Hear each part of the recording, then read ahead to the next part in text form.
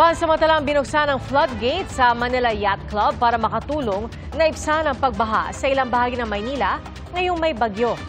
At sa Cebu, nagdulot ng mataas na pagbaha ang malalakas na ulan. Saksi, si Dano Tingkungko. Abot dibdib ang baha pero sumuong pa rin ang ilang residente sa bahaging ito ng Barangay Basak Pardo sa Cebu City ngayong araw. Dahil sa walang humpay na pag-ulan, marami sa mga bahay ang pinasok ng tubig. Mabilis ding naipon ang baha sa Colon Street kung saan may pila ang mga tumirik na motorsiklo. Tuloy naman sa pamamasada ang isang kalesa. Pinasok din ng tubig ang mga tindahan kaya naging abala sa paglilinis sa mga staff. Umagos ang baha sa Junquera Street at inanod ang mga basura. May malawakang pagbaha rin sa Talisay City tulad sa Barangay Lagtang at sa labas ng Tabunok Elementary School. Napalusong ang mga motorista. Ganon din sa Lapu-Lapu City kung saan umaalon ng tubig sa pagdaan ng mga sasakyan.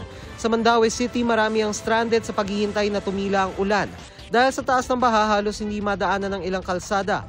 Ayon sa Pag-asa, habagat ang nagpapaulan sa iba't ibang bahagi ng Cebu habang nagdadala na ng pag-ulan sa sorsogon ng Tropical Depression Crising gaya sa bayan ng Bulan.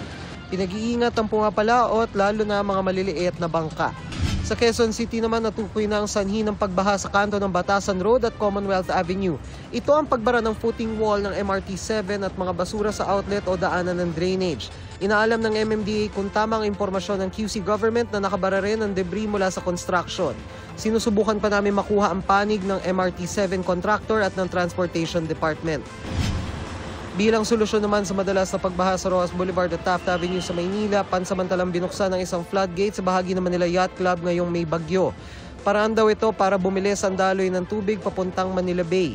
For the past weeks, medyo wala namang bagyo pero patuloy ang pagulan, and the city of Manila and the people of Manila, we've been receiving requests and complaints of pagbaha, particular yang Calao, Paura, Top Avenue, itong south of Manila.